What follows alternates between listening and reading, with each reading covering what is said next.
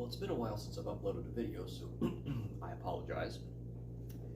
Having said that, we'll just go ahead and jump right into this one. As you can see in front of me is a small table that is essentially full of handguns, so that begs the question what today's topic is going to be. Well, it's going to be a discussion on practical handgun selection. Now, before anybody exits the video, I do promise that we are going to get some range time in today to demonstrate a few of these, so do bear with me on that. Okay. Having said that, what do I mean by practical handgun selection? Well, handguns are selected for a specific task. They're portable, easily concealable, lightweight, and I'm saying all this as compared to a long gun of any sort, really. So having said that, they're actually something that's practical to carry on your person for protective or defensive purposes. Having said that, what do we really expect from a handgun? Well, we expect them to reliably stop a threat under a variety of circumstances, generally speaking. Now, what I'm going to call the mission of a private civilian in the world of handguns is really different than the mission of a police officer or a military member. When you're trying to win a war, your goal is to kill. When you're a police officer or you're enforcing the law, your goal is to apprehend and enforce the law. And when you are a private civilian, your goal is to break contact with bad stuff, essentially stopping threats. So, how do we really gauge a handgun's effectiveness at stopping threats?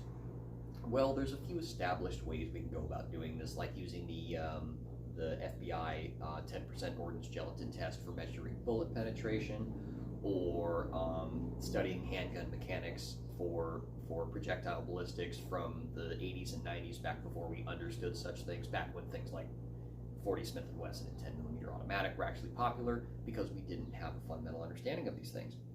Now that we do have a fundamental understanding of these things, we have a very large variety of experts in the field who can provide sound and trustworthy advice.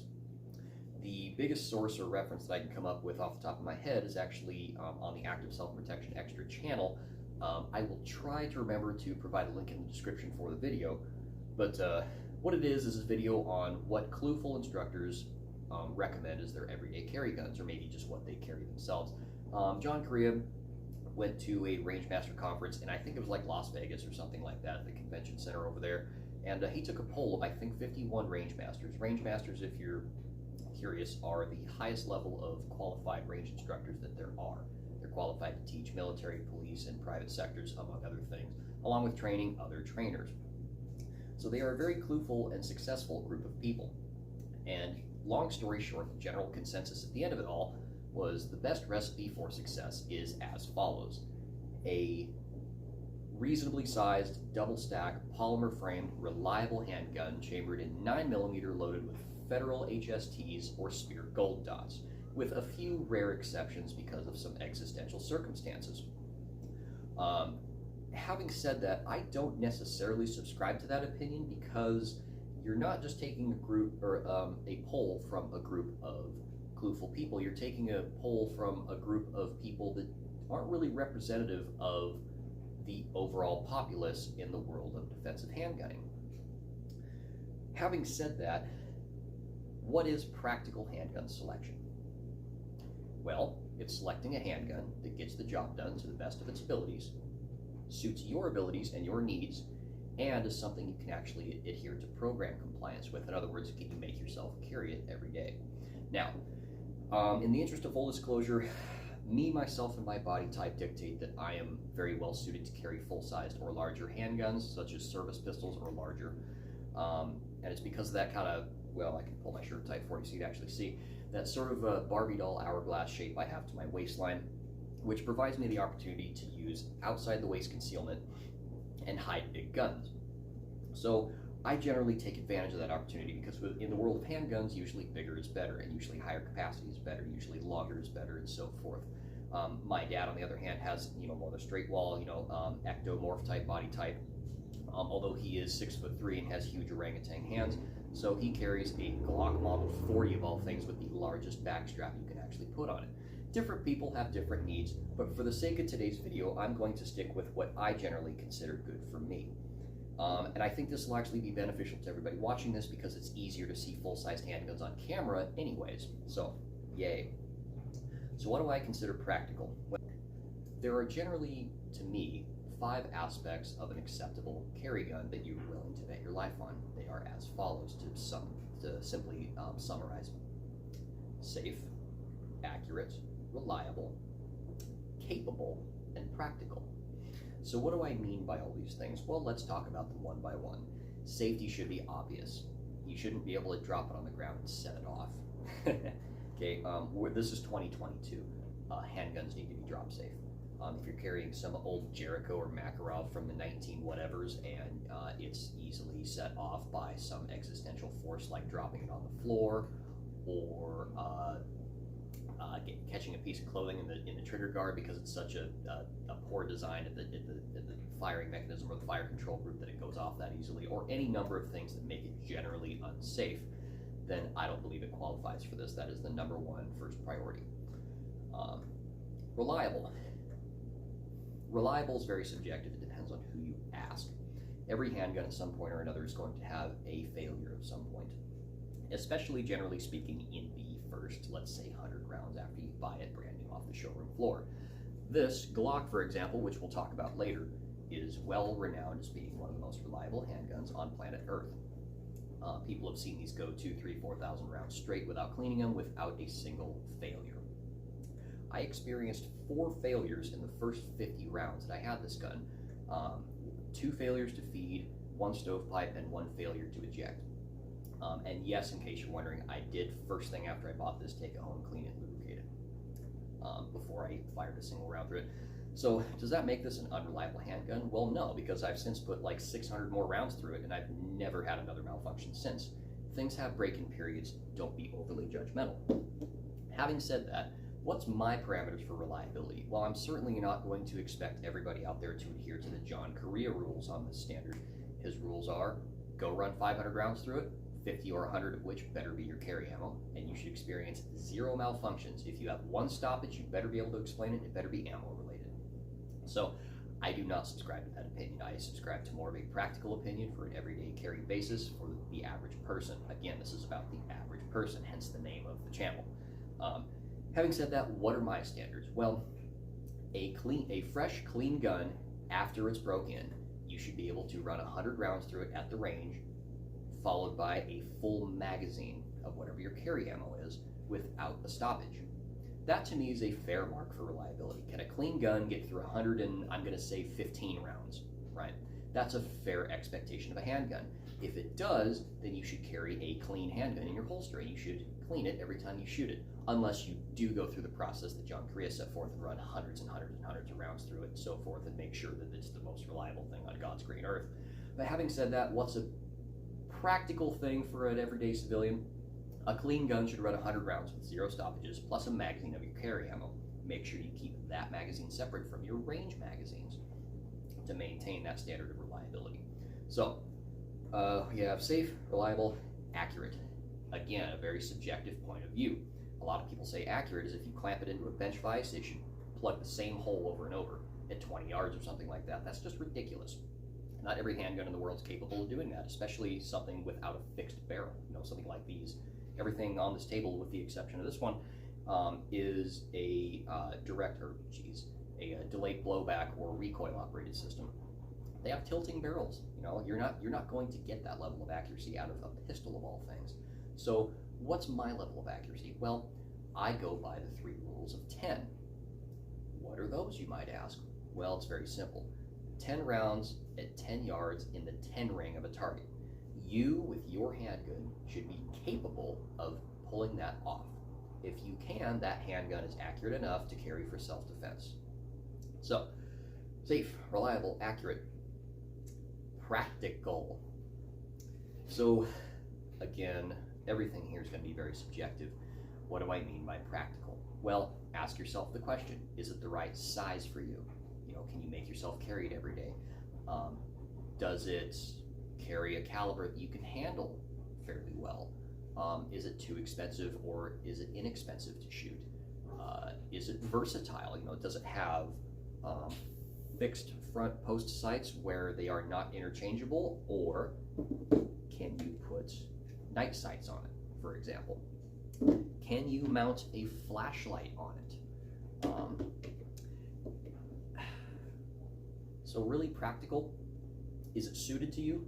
And is it versatile enough to protect you under a variety of circumstances if you need it to? So I won't touch too much more on practicality. What I will say is your handgun should fit your, hand, and it should be sized enough to where it should be the largest size that you could comfortably carry. I think that's fair to say. So that's practical for you. Capable. This one is going to stir the pot a little bit. A lot of people are going to be very angry at me. So what is a capable handgun? What do I consider capable in a handgun? Well, it comes down to power and caliber to me, because a lot of these things that we're going to run across in our defensive handgun world involve what can your handgun do? What is it capable of doing? That's why the FBI standard for threat stoppage or lethality is the penetration test, for example, or included in that is the level of expansion your projectile achieves. People measure kinetic energy of a bullet in energy foot-pounds. These are all aspects of capability. So having said that, what do I consider capable? Well, this is probably going to hurt the feelings of a lot of people, but unless you have an existential reason for carrying something larger or smaller, this is my version of capable. It should be at least a .30 caliber. It should have a high enough velocity to expand a jacketed hollow point. If it is an automatic handgun, this is 2022, it should hold at least 10 rounds.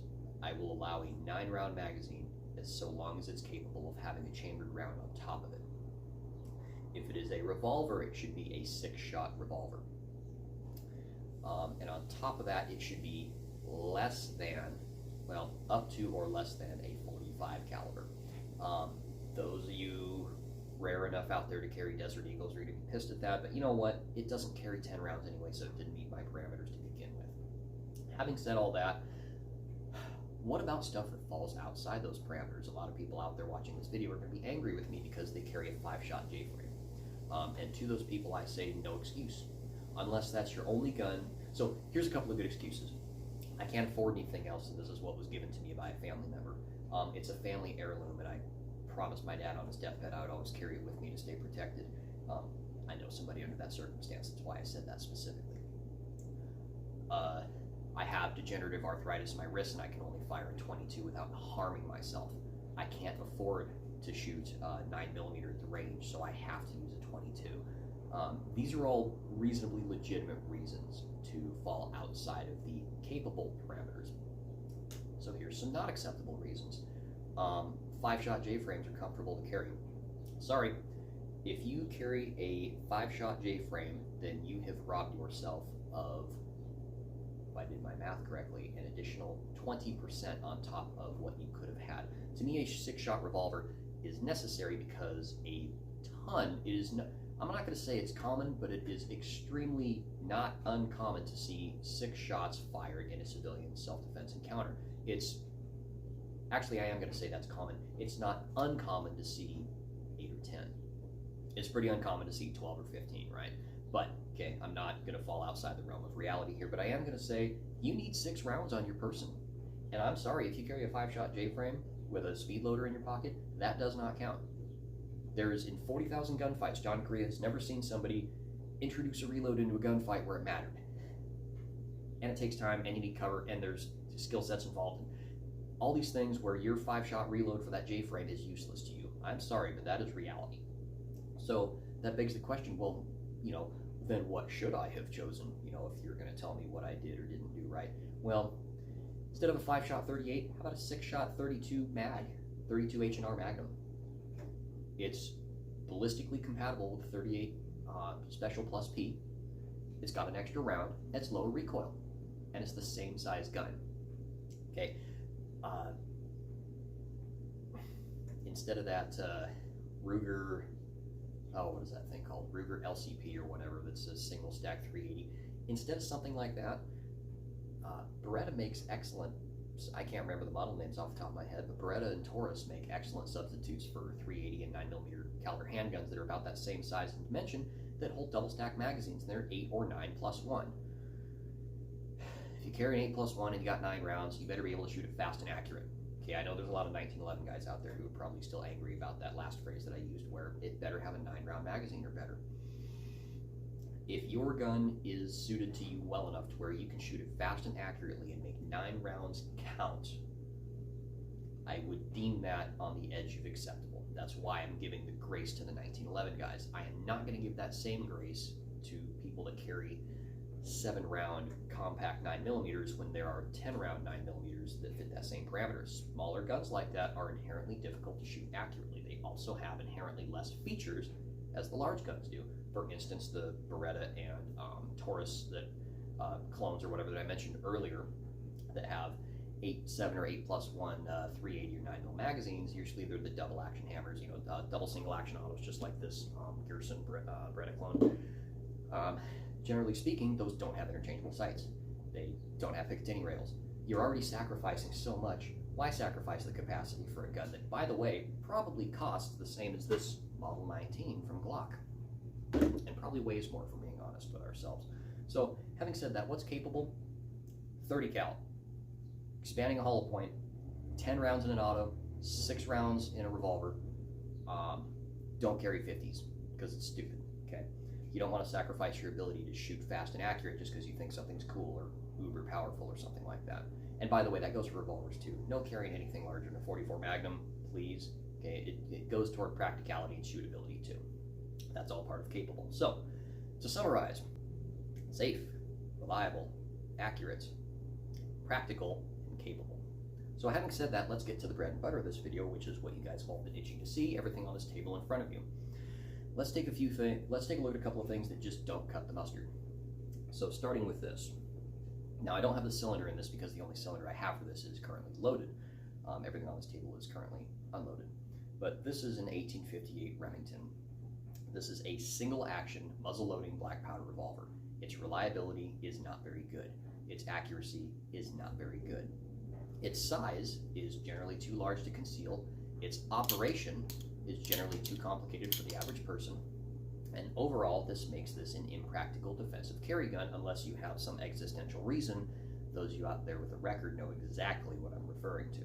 So, we won't touch on that today, but we will say that this is an impractical carry gun. And that goes for like Colt Peacemakers too, or any replicas thereof. Are they cool? Yes. Are they actually pretty accurate? Yes. Are they reasonably powerful? Yes. But the last thing you want to think about is the mechanics and the function of your handgun while you're in your defensive encounter. You want something you can draw and fire with minimal effort. That goes towards this too. So let's take a look at the parameters for this. Is it safe? Yeah. By the way, I can't remember who makes this. Might be Jericho actually. Yeah, it doesn't say. Either way, it's a 410/45 Colt caliber, basically a miniature double-barreled shotgun is really what it is. I won't go too much into it. It's not really all that interesting. It's just a break-action little gun, but let's just go over the parameters. Is it safe? Actually, yes, it is. Is it reliable? Well, there's no moving parts to it other than your single-action hammer, so I'm going to say yeah. Is it accurate? With the 410 Colt, or excuse me, with the 45 Colt, actually yes. The 410 shotgun, no. So I'm going to give it a half point on that. Practical, not in the least. It's uncomfortable, heavy recoil, only has 2 shots. Is it capable? Not even close because of all that stuff. So, things that don't cut the mustard. So let's take a look at something that's on the edge of acceptable. And again, this goes towards existential circumstances.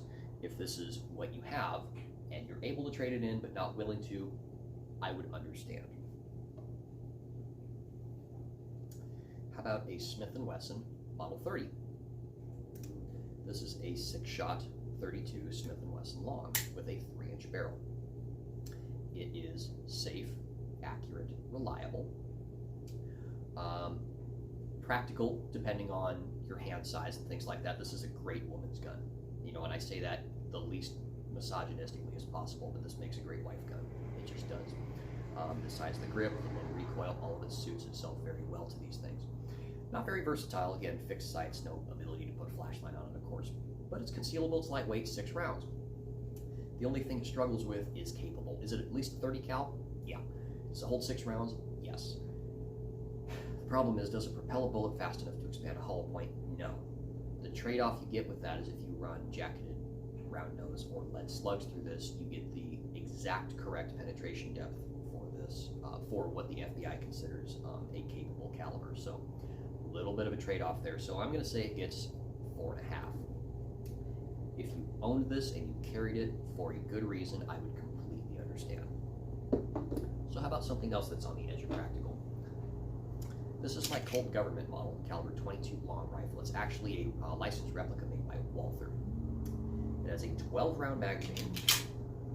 Extremely easy to operate, extremely easy to shoot. It is safe, accurate, reliable. I struggle with practical, but the fact is, this goes toward the existential circumstances I mentioned earlier. There are some people with degenerative degenerative diseases that impair their motor functions and cause them physical pain. This is an alleviator for that. It's a full-sized handgun that somebody of sizable hands could actually shoot good and accurately. The sight radius is long enough to where an elderly person with arthritis could shoot it accurately. It's still lightweight enough to keep practically on your person, even if you are degenerated in other ways as well. And it holds 12 rounds of a caliber that anybody can handle. It is safe, reliable, accurate, reasonably practical depending on the circumstances. The problem is it's not capable, okay? It's 22, it's just not a powerful enough round to bet your life on for anything more than a person-to-person encounter. If there are existential circumstances involved with that, you might be out of luck, okay? Drugs are a good example, multiple assailants are a good example, heavy clothing is a good example, body armor is a good example, vehicular assault is a good example. The list goes on. Having said that, would I deem this acceptable if I were to see somebody with the aforementioned problems or medical history carrying it? You know, yeah, I would. I'm not going to say much more on that because it really grinds my gears to have to actually admit that some of these things are practical for specific circumstances. But some of them, there are no excuses unless it's the only thing you own and you can't afford anything else. Fine. Other than that, no. Other than that, no. So, what would be something that is on the nose, ideal, any expert out there would say thumbs up? How about the classics, right? Glock Model 19, this one happens to be a Generation 5. It is safe, accurate, reliable, practical, capable. It's a 15-shot magazine of 9x19. Throws around at 115 grain round, about 1,100 and something feet per second. 124 grain, usually you get about 1,000 out of it, give or take. Having said that, interchangeable sights with night sights on it. This one in particular is optic ready. The list goes on. I mean, it fits. This not only fits the parameters that I set forth, it fits the parameters of what the best of the best experts on planet Earth set forward. It is a lightweight polymer frame double stack gun that is safe, reliable, accurate, chambered in 9mm, and depending on the ammo you run it, is very potent. So this would be gold star, ideal, selection number 1. 9 out of 10 times, anyone who asks me for their advice on selecting a handgun, I'm going to say get this or a Smith M&P compact, and it's going to be the right answer 9 out of 10 times for 9 out of 10 people, unless there are very specific reasons otherwise. So, golden standard, Model 19, or Smith M&P compact. I don't have one here, but Google it. So, what else here do I consider of having met the 5 parameters or exceeded them? Well, let's take a look. This is my Gerson Regard. It is a replica of a Beretta M9A1G. Now, some of you out there are going to be screaming from the mountaintops, there's no such thing. Yes, there is. Okay, G stands for decocker only. I put a decocker only kit in this, so I'm cheating a little bit with that phraseology, but Beretta M9A1G is what this is a replica of. It has an 18-shot magazine of 9mm. It uses a delayed blowback or delayed recoil operated system, just like a Beretta would use. Has a Picatinny rail for a flashlight, front strap finger grooves, fits my hand very well. So safe, reliable, accurate, capable, and practical. The only thing that I can really disparage this gun for is the fact that it has a permanent front sight. I can't interchange it. So, having said that, does it meet the 5 parameters? Yes, it does. So, let's shoot it.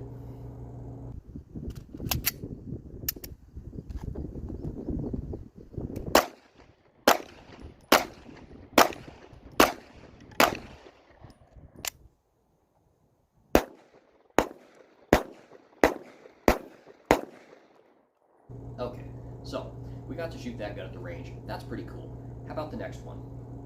We talked about it a second ago. Again, it falls a little outside the parameters, but under certain circumstances, I'll give it credit. The only reason I'm giving it enough credit to feature in the video is because I don't have a actual Colt government model or a 5-inch 1911. Working on that. Having said that, this is a licensed replica made by Walther of a Colt government model in caliber 22 long rifle. It has a 12-shot magazine, extremely easy to operate, is very reliable, and very accurate. So let's shoot it.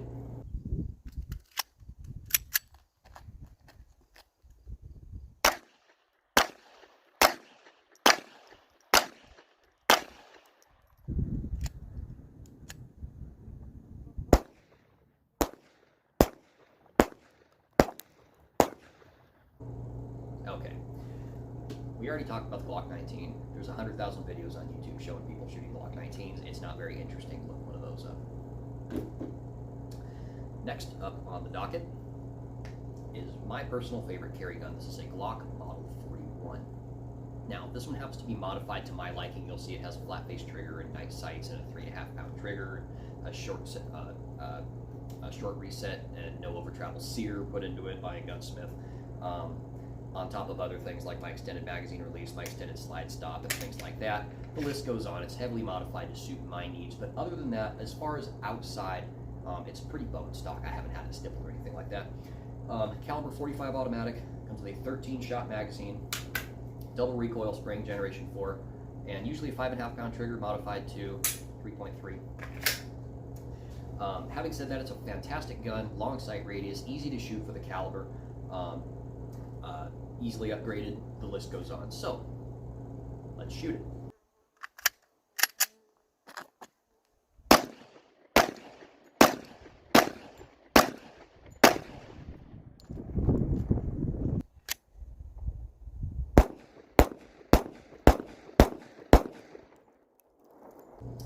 Next up, and this one might irk a few people who are on the John Correa fanboy list, the Springfield XD9 Tactical. This one actually happens to belong to my dad. It is safe, accurate, reliable, practical, and capable. Comes with a chambered 9x19, comes with a 16-shot magazine. I will say it recoils a little bit heavier than the rest. However, the reset of the slide coming forward snaps right back on target. I don't have an issue with that. Features a grip safety, a single action striker, and what I can guesstimate to be a 4.5-pound trigger. So, let's shoot.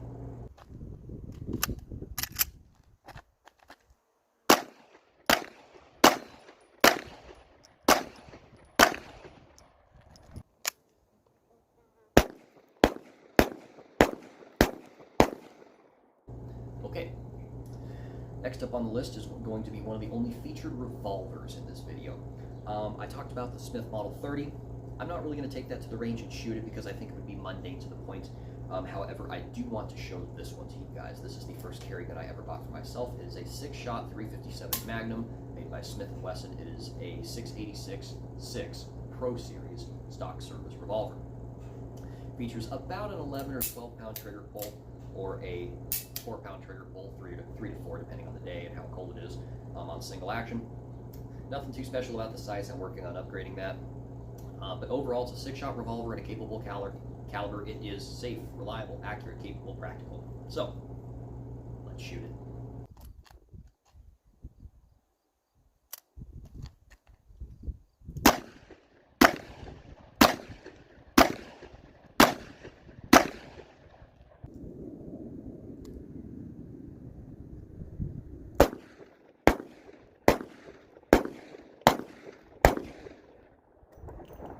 Okay, and last up on the list is a gun that I just got back today from the gunsmith. I had a different trigger put into it because I have a handgun fighting class coming up mid this month, and I wanted it ready to roll. This is a Smith & Wesson M&P Pro Series Model 2.0. It is a 5-inch 9mm and features a 17-shot magazine, although I wish it came with an 18-shot magazine. The aftermarket magazine I did buy for it, I cut one loop out of the spring, and it's now an 18+1 gun, which some of you commented on my last video where I reviewed the DPM recoil and guide rod spring that I put in this gun. It features a modified trigger, night sights, the ability to put a flashlight on it, as you can see. The list goes on. It is safe, reliable, accurate, practical, capable. Having said that, it's a pretty nice gun, very accurate. Go to the range, let's try it out.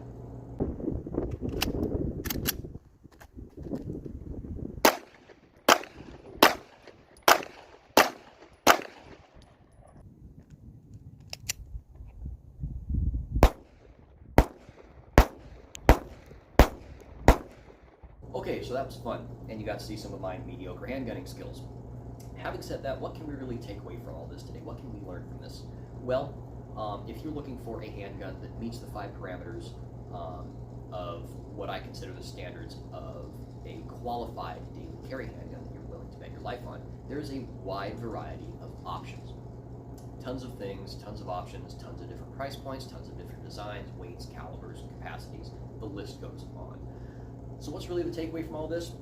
If you're carrying that, there's no good excuse.